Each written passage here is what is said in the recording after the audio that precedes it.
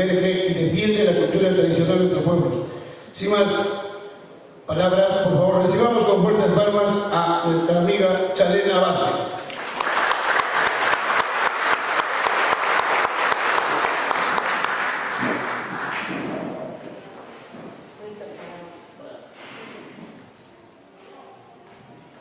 Muchísimas gracias, amigas, amigos, profesores, maestros, maestras, ingeniero Franco, Carlos, Rubén, a Paul, el sonido, a todos.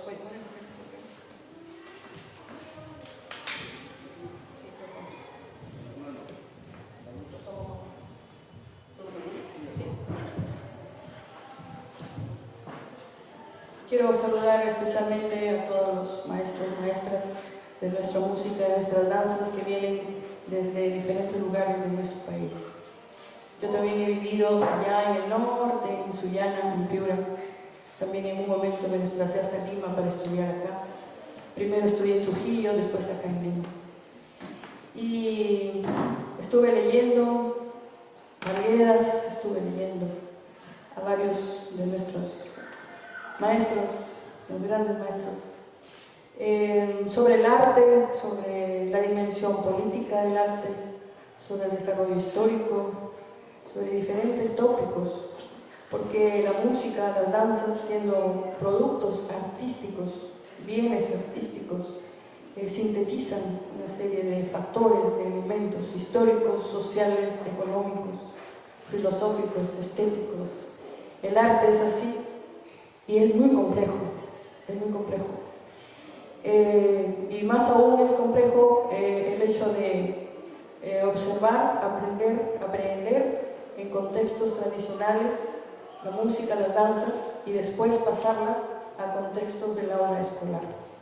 Estuve pensando sobre eso y leyendo inclusive Arguedas, que dice que no debería hacerse, que el folclore tiene que ser práctico, empírico, vital, vivido, y que no debería enseñarse en escuelas.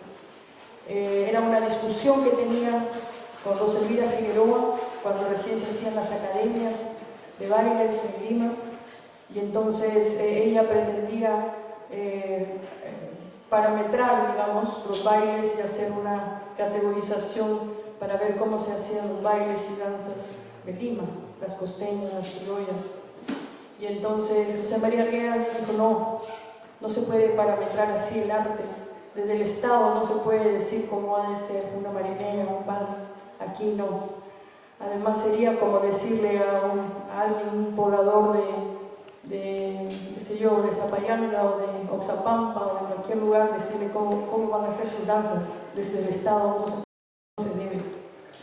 Entonces esa fue una larga discusión y él propone hablar de folclore y de popular. Folclore a lo tradicional, oral, y popular a lo citadino. Sin embargo, con el tiempo esas categorías o conceptos han sido discutidos, se usan de diferentes maneras, ¿no? Y sí nos entendemos cuando hablamos de folclore, aunque sinceramente yo prefiero usar las palabras exactas para las artes que nos dirigimos, ¿no?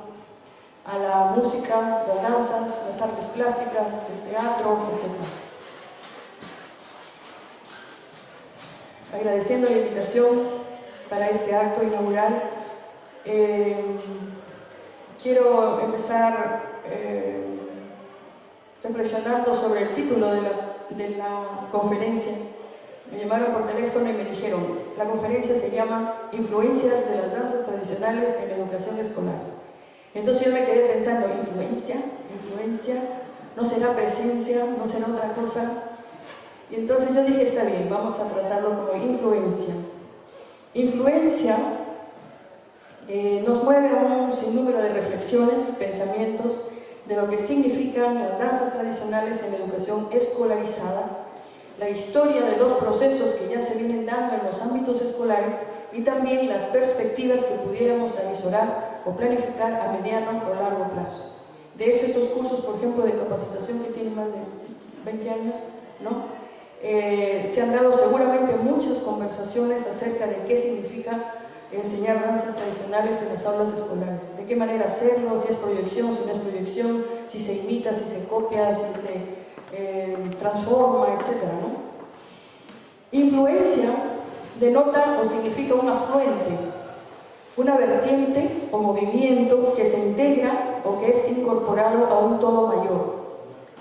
Cuando pensamos en el término influencia, exige pensar en ese todo mayor que, en este caso, las danzas tradicionales se están incorporando a ese todo mayor, se están integrando, o se están añadiendo, o se están superponiendo, o están interfiriendo.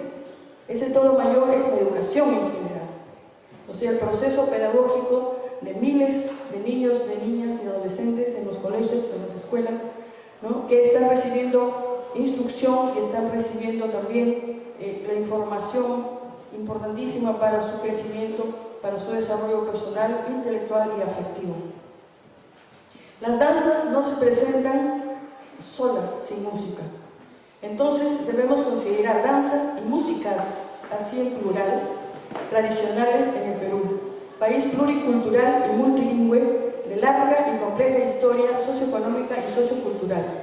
Insisto en que hay que pensar en danzas y músicas, porque a veces en espectáculos en que se presentan diferentes danzas, a veces se quiere homogeneizar la música. Y ahí eso es una acción de cultura, o sea, de pérdida cultural. Las danzas que se dan en todo el país por miles, ¿no?, tienen su propia razón de ser, tienen su propia música, su propia sonoridad. Y las sonoridades, la música que acompaña las danzas también son parte de una identidad cultural que hay que tratar de comprender y también de reproducir, ¿no?, coherentemente con la danza que se está haciendo. Con el término tradicional es necesario aclarar que no nos referimos a estructuras artísticas que se repitan de generación en generación sin cambios, especialmente tratándose de las artes que nos reúnen, en esta ocasión la música y las danzas. En todo caso, los propios géneros musicales y las danzas tradicionales tienen sus formas de ir cambiando, de irse renovando, y desde raíces muy antiguas saber ser contemporáneas, asumiendo también nuevas formas de organización y tecnologías nuevas. Son procesos históricos que también debemos mirar con detenimiento y conciencia analítica, con conciencia crítica. Pensemos también que no solamente se producen cambios constantes en las estructuras artísticas, sino que es de vital importancia observar el porqué, los cambios y las funciones que han ido cumpliendo esos bienes artísticos en los diferentes contextos productivos, socioculturales y humanos a través del tiempo. Por ejemplo, contextos campesinos, contextos citadinos, contextos educativos, contextos religiosos, donde se han dado las relaciones sociales que han producido, donde se han expresado las personas y los grupos con determinadas canciones, música o danza. Por ejemplo, las canciones en quechua de origen campesino que fueron tomadas por los sacerdotes católicos para cambiar las letras y dirigir dichas canciones a otros íconos religiosos. Esas canciones muy antiguas que posiblemente continúan, tienen ciertos códigos estéticos nuestros propios y sin embargo tomados por la religión católica, transformaron sus textos y lo que era dedicado a la Pachamama, al Apu, a las llamas, las alpacas, etc., terminan siendo dirigidas a los íconos religiosos católicos. En esa transferencia, en ese intercambio, ¿no?, de elementos necesariamente se transforma. Nada permanece incólume sin ningún cambio. Y por la propia creatividad, ¿no?, aún. No olvidamos que son cantos, música, danzas que pertenecen a culturas de tradición oral. Eso es muy importante, porque desde las culturas de tradición oral viene la música, las danzas, las canciones a un contexto de tradición escrita. Porque en las aulas escolares, la educación escolarizada al estilo occidental en nuestros países se basa en los libros, en la cultura escrita. Y muchas veces se cree que solamente lo escrito es cierto, que solamente lo escrito es verdad. Y no es así. Nuestras culturas de tradición oral tienen muchas verdades, tienen mucho conocimiento, tienen conocimiento científico, tienen conocimientos medicinales, astronómicos, agrícolas, ganaderos, etc. mucho conocimiento, que son ciertos, que son valederos, que son vigentes, y no porque no están escritos no tienen valor. Entonces eso es importante, es muy importante. Nuestras músicas, nuestras danzas pertenecen a culturas de tradición oral, de larga historia, de miles de años de gestación y de desarrollo.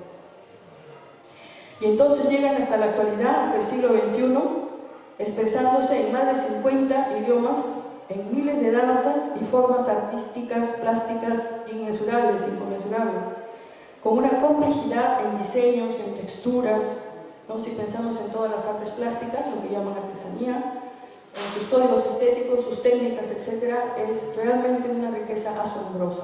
Asombrosa, nuestro Perú realmente es asombroso.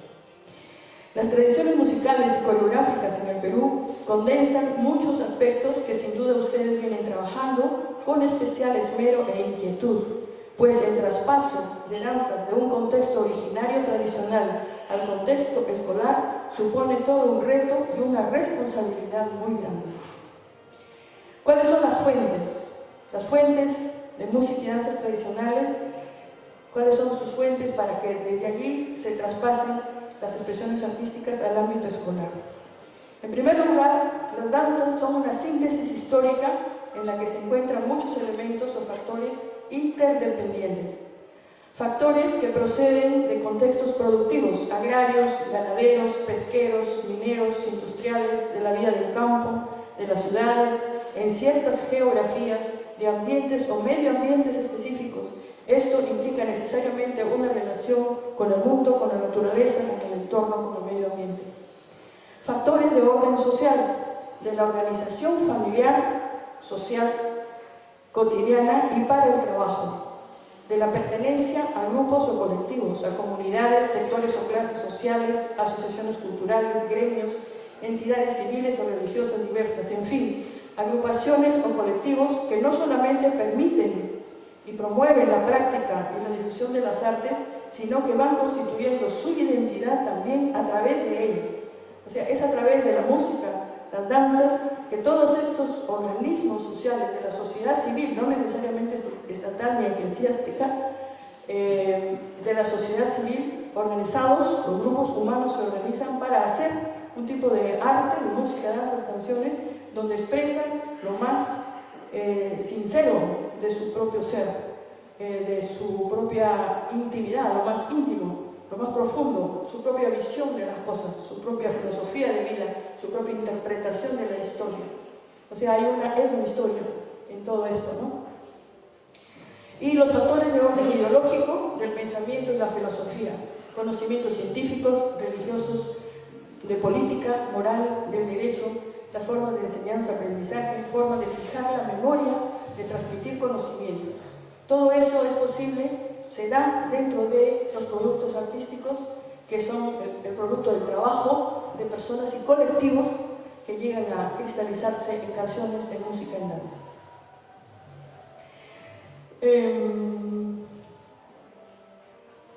Entre todos esos factores, ¿no? Materiales, sociales, ideológicos o dimensiones de un todo socioproductivo y cultural, hay interinfluencias y condicionamientos mutuos. Hay una o varias dinámicas generando cambios sucesivos. Por ejemplo, entre una danza en un contexto de una fiesta patronal realizada en plazas, calles, en el atrio de las iglesias, en el ámbito de una escuela, un aula o el patio, hay cambios de tiempo, hay cambios de luz, hay cambios necesarios en las coreografías para cumplir las funciones, las nuevas funciones que está cumpliendo esa danza en ese nuevo contexto. Tomando desde las raíces tradicionales, necesariamente hay cambios. Por encargo del Ministerio de Educación, en el año 2005, participé en un proyecto educativo en el que se hicieron alrededor de 60 fascículos para primaria y secundaria. Estos fascículos abordaban todo tipo de materias, de matemáticas, lenguaje, física, química, artes plásticas, etc. Y a mí me tocó hacer 2 fascículos. Uno se llama Historia de la Música en Perú y el otro se llama Ritos y Fiestas, el origen de la danza y el teatro en el Perú. En mi página web ustedes pueden entrar a www.chalenavasquez.com. Ahí pueden encontrar mis libros y está aquí el fascículo sobre ritos y fiestas, donde abordo este asunto de las fuentes generatrices. Ahora, ¿cómo le hago? No puedo.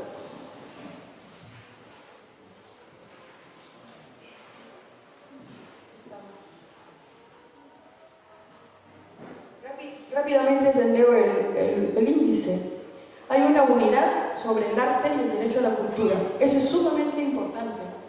El derecho a la cultura es parte de la Declaración Universal de los Derechos Humanos, Sociales, Económicos y Culturales. Eso es muy importante porque los derechos humanos solamente se han entendido como parte de la defensa de la vida, la no tortura y la libertad. Pero son derechos humanos, sociales, económicos y culturales. Derecho al trabajo, derecho a la vivienda, derecho a seguridad social, derecho al arte, el derecho a disfrutar, especialmente en los niños y los jóvenes, el derecho al disfrute del tiempo libre, etc. Entonces hay una unidad que se refiere a eso. Luego, las fuentes que originan la danza y el teatro en el Perú, que es lo que me quiero referir porque es la materia que ustedes trabajan. El taqui, la tierra, el agua, la agricultura, la crianza y relación con los animales, el ciclo de vida personal, familiar, la historia oral y la literatura oral. Vamos pasando por acá rápido, a ver si puedo.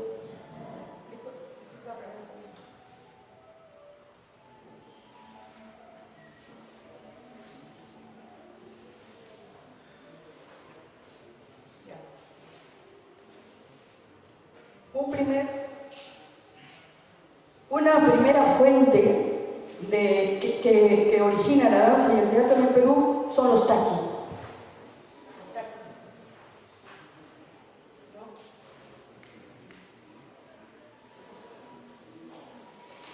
Una forma prehispánica que integraba todas las artes era el taqui. Esta era una representación integral, formada por canciones, personajes enmascarados, parlamentos, textos, danzas, etc., que se presentaban en el Tahuantinsuyo y en otras culturas preincaicas para contar historias, sucesos, mitos, celebrar diversos acontecimientos y rituales ligados a la vida social, natural y productiva. Entonces, yo he puesto en este caso un ejemplo que es la fiesta de Mamacha Carmen en Paucartambo, y hay acá una representación de lo que llaman la guerrilla, que es el enfrentamiento entre los collas y los chunchos. El rey de los chunchos rapta a la Imilla y los collas, ¿no? Y es toda una representación teatral del mito de Incarri y Collari. Entonces, la forma como se presenta esto dentro de una fiesta patronal como es la Mamacha Carmen de Paucartambo nos hace ver que estas son formas del taqui que han resistido, que han subsistido, que han seguido, porque los taqui fueron violentamente reprimidos en la época de Túpac Amaru.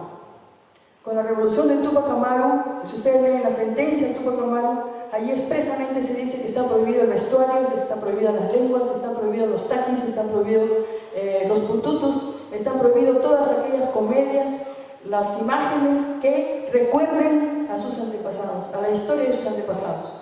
O sea, en esa represión en la época colonial fue tenaz. Además de la extirpación de idolatrías, ¿no? También hubo una represión general sobre la cultura y sobre las artes, porque allí estaba justamente la identidad de la que hablaba el ingeniero Franco, la identidad, ahí estaba la fuerza emotiva para continuar batallando por su propia forma de ser, ahí estaba la historia. Entonces, cuando un grupo dominante, hegemónico, quiere dominar a otro, trata de eliminar a otro o trata de cambiarle su pensamiento o borrarle la memoria, que no recuerde su historia, que no sepa, ¿no? Entonces, por eso la frase de Arguedas, Kashkanirajmi, que es todavía somos, aquí estamos, es como un grito de resistencia, a pesar de todo, aquí estamos. Y entonces yo pienso que los taquis continúan vigentes, a veces muy disfrazados, a veces las danzas se presentan sin decirnos claramente cuál es el relato que está detrás. Hay un relato, hay una narrativa detrás, que es lo que debemos investigar constantemente. Porque después de la muerte de Tupac Amaru y con esa represión tan grande, entonces todas las danzas y todos los taquis y personajes tuvieron que camuflarse, se clandestinizaron y aparecen en las fiestas patronales. Entonces uno dice, ¿qué hacen los chunchos que representan a la selva? Dicen que son guardianes de la Virgen del Carmen, pero tienen una coreografía guerrera. ¿Cómo es esto, no?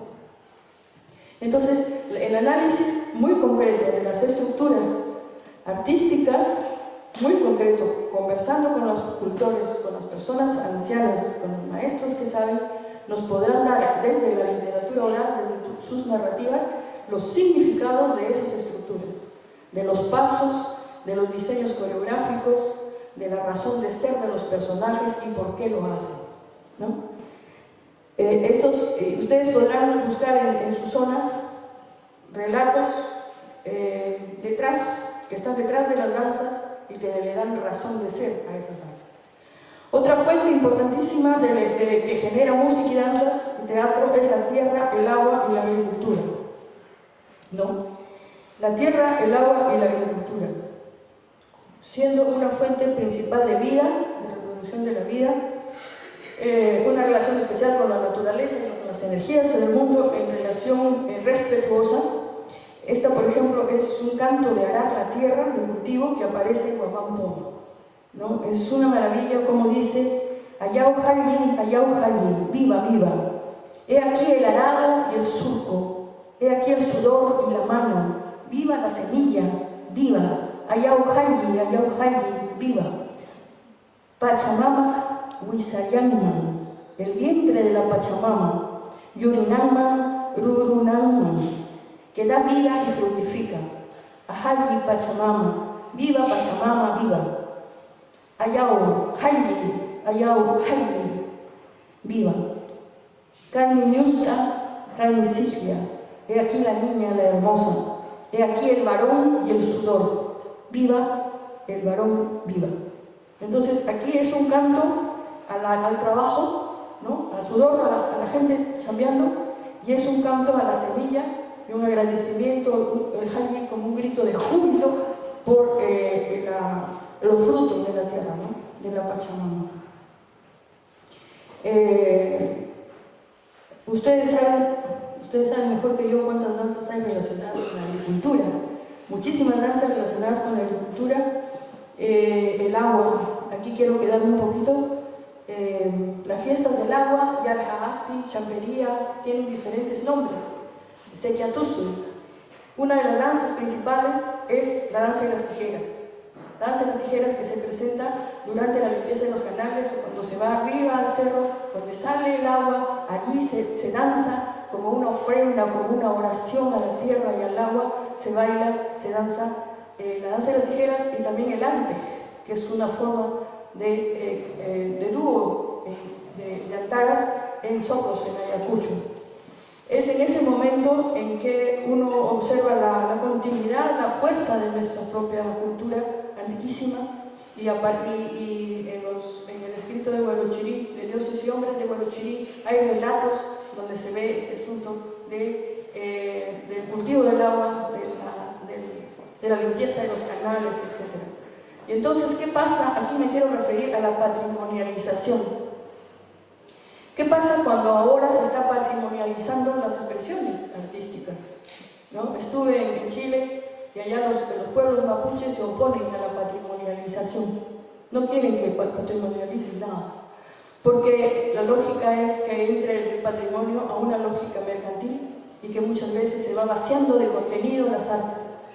Y en este caso de la danza de las tijeras se difunde, en el Perú o en el extranjero se difunde por su acrobacia, ¿no? Por su espectacularidad, por su música increíble, mágica, así, increíble, el violín, el arpa. Un día el maestro Chimango me escribía: maestra, estoy en Hungría, maestra, estoy en Polonia, maestra, me escribe el maestro Chimango que toca el violín maravillosamente.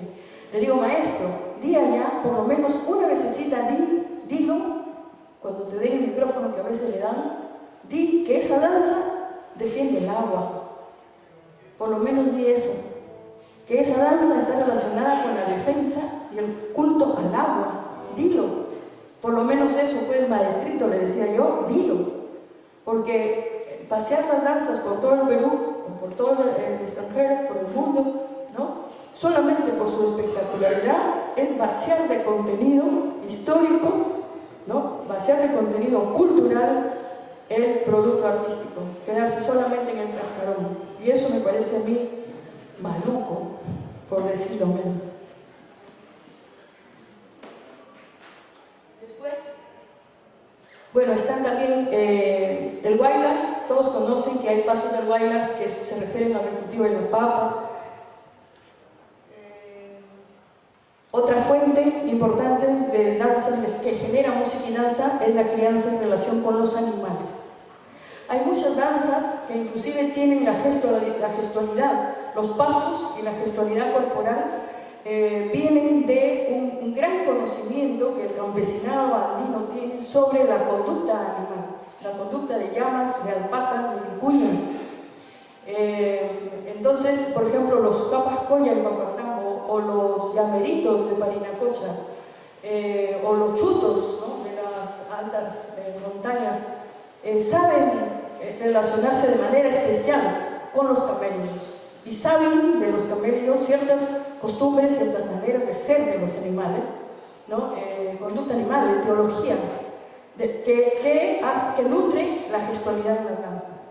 Entonces un colla va caminando así despacio, va hilando, va moviendo las manos como si hilara, y va haciendo el pasito con su cabeza así erguida, misma llama, ¿no?, misma llama. Entonces es necesario conocer, por un lado, la agricultura, saber cómo se cultiva la papa para entender por qué de los pasos. Es necesario saber cómo se crían los animales, la cultura, ¿no? La cultura andina en su profundidad conoce eso al detalle.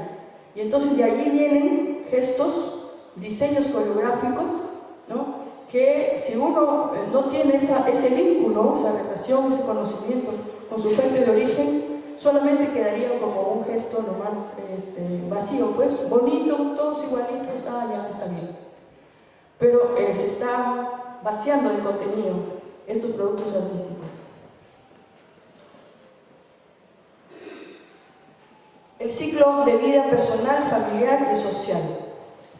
Desde el nacimiento, el crecimiento, la infancia, el enamoramiento, la casa, es decir, toda la vida personal, también desde allí se canta, desde allí se baila. El huasichacuy cuando se hace la casa, ¿no? Esta, por ejemplo, es una hermosísima canción de cuando las familias de los novios hacen la casa, y a mí me gusta mucho esta canción que dice: Kuntur wasilla y mamá wasilla y mamá ya ya ya ya, Kuntur wasilla y mamá wasilla y mamá ya ya ya ya, Wawai kunata huiwanki mamá ya ya ya ya, Pobri wachaya wawai nispa mamá ya ya ya ya, Yantu yaki wamu yaku wanki mamá ya ya ya ya.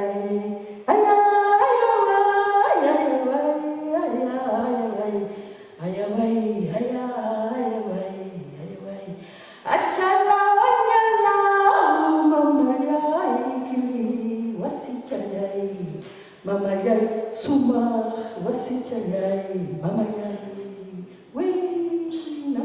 Eso es parte del jarabe.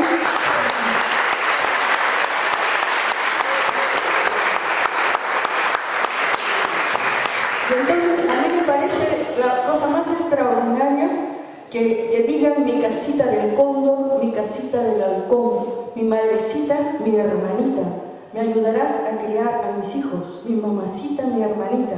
Le llaman a la casa madrecita, hermanita, y pasa a formar parte de la familia, la casa.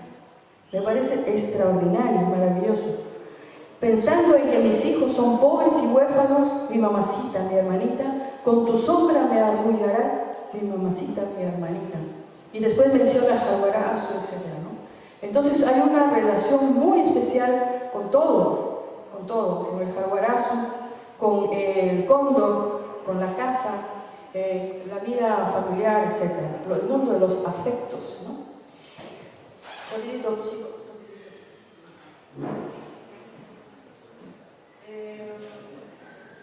La historia oral, argumentos para la representación. Ahí hay muchas, ustedes conocen cuántas danzas hay que narran hechos reales que han sucedido.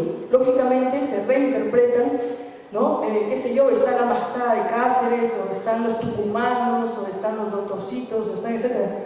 Que son danzas que representan segmentos, instantes de nuestra historia. Entonces es muy importante saber a qué se refieren, ¿no? Saber los datos históricos, y a veces en las danzas es importante también, como son tradiciones orales, importante saber que van condensando nuevos personajes. A veces hay nuevos personajes, no son obras fijas. Nuestras danzas tradicionales pueden incluir nuevos personajes, cambiar letras, etc., ir variando de acuerdo a las circunstancias históricas, coyunturales en el momento. Sin embargo, mantiene una médula estructural, códigos estéticos que trascienden en el tiempo.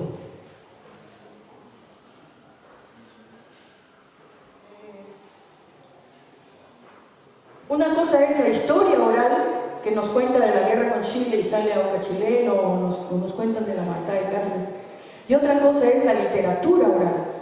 La historia oral, ¿no? Son hechos concretos que la gente reinterpreta y baila con personajes y todo. Pero hay un asunto de literatura oral, que son cuentos, los mitos, las leyendas, ¿no? Que se representan. Muchas de nuestras danzas son danzas teatro en realidad, ¿no? Y hay que llegar al argumento, a la razón de ser de por qué lo hacen. Por ejemplo, y a veces van cambiando los nombres, las cosas, por ejemplo, los sucucos o pabluchas.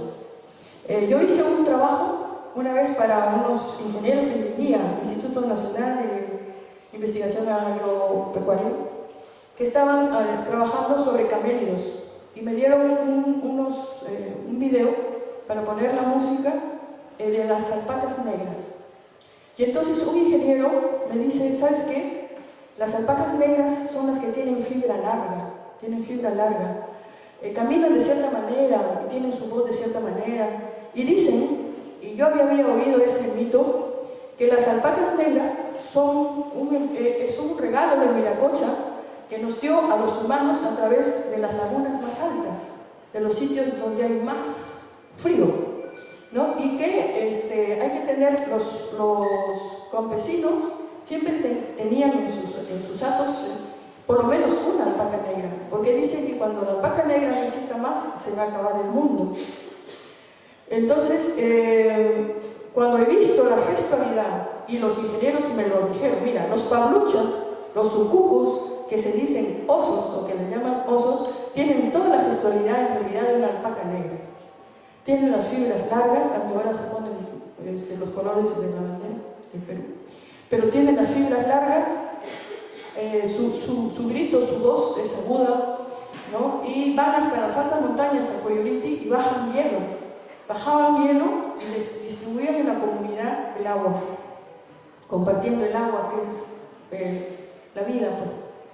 Entonces, pero con el tiempo, en vez de le dicen pablucha, posiblemente venga de pacucha, pacu, la alpaca, pacucha, la alpaquita, pablucha podría venir de allí. Lo cierto es que en este momento, cuando dicen osos, uno dice, yo no entiendo cómo le llaman osos, si toda su gestualidad de su danza y de su comportamiento no es de un oso, ¿no? Entonces, esos detalles pienso que es interesante investigar, aclarar, ¿no? Después, otro punto importante es la transformación, los elementos que llegan de fuera y se transforman.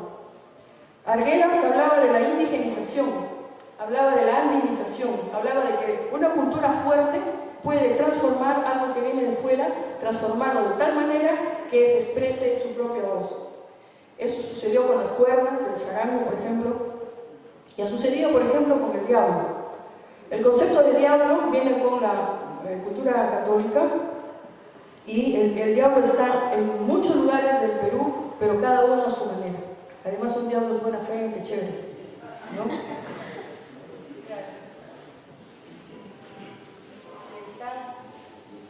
Está la diablada, está los diablicos de Tucumán,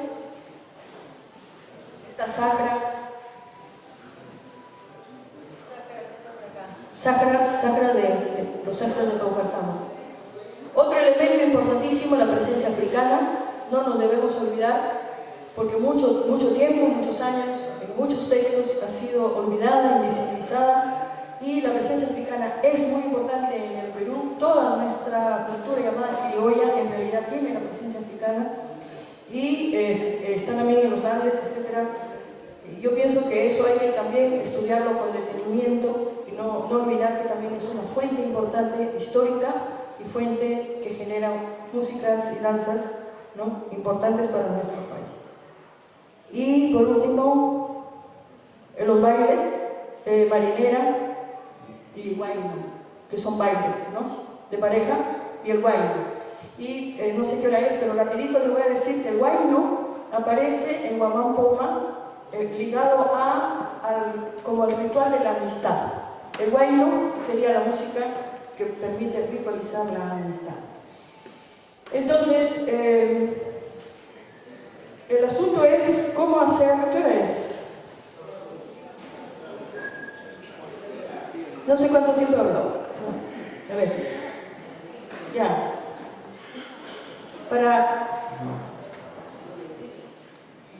Voy a leer una parte final. Insisto en que es muy necesario, importante,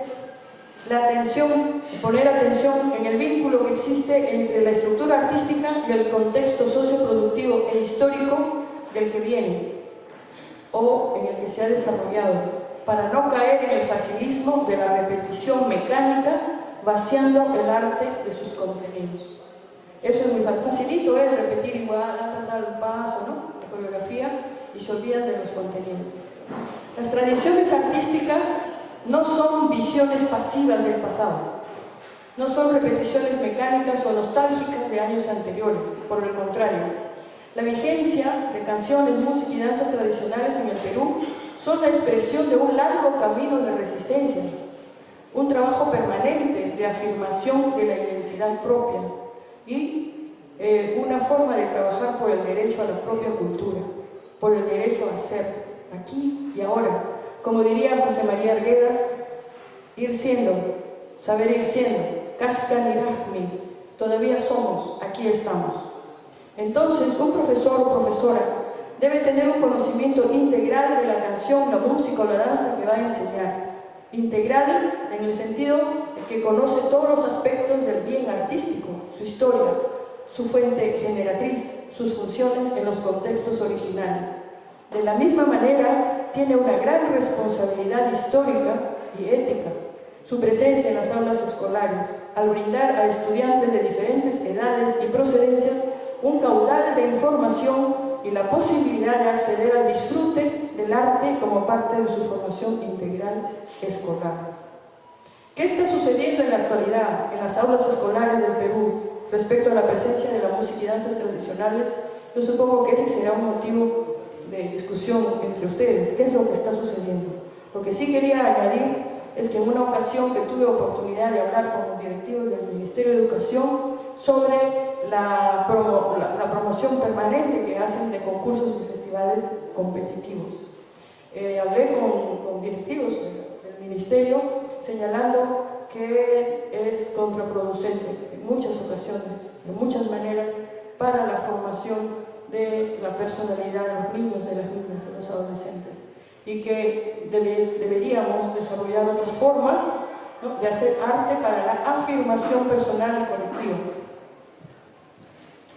Entonces, de manera que una persona dentro de las aulas puede acceder a sus propios lenguajes artísticos y su cultura, empezando por las expresiones de su propia región. Esa misma práctica de hacer las danzas y música de su propia región le da una visión especial para poder hacer después y para poder apreciar las danzas de otras regiones, del Perú, de Latinoamérica o del mundo. partiendo del propio reconocimiento, de la propia y buena estima del estudiante. El estudiante abre su pensamiento y su corazón, su capacidad de disfrutar lo suyo propio, a la vez que promueve el respeto hacia otras formas artísticas, a sus cultores, a sus colectivos, a sus historias. Me parece importante esto porque hay una tendencia a comercializar el arte desprendido, desligado de sus cultores. Se admira el arte, pero no a los cultores. Se comercializa con el arte, pero los cultores son olvidados. Esta sería una experiencia intercultural, de manera que partiendo de los propios valores y capacidades, los estudiantes se relacionan en términos de equidad con otras expresiones artísticas de otras culturas, con respeto de igual a igual y sin necesidad de competir. O sea, implica la música y la danza, implica un desarrollo armónico, en principio personal, colectivo, grupal y con el conocimiento de la propia historia, de los cambios a través del tiempo y el derecho a disfrutar. Eso es lo primero, debíamos haber empezado por allí quizás. El derecho al disfrute, o sea, el disfrutar es un derecho, el goce estético es un derecho. Y si lo hacemos a través de nuestras músicas, canciones, danza, es mucho más completo, armonioso.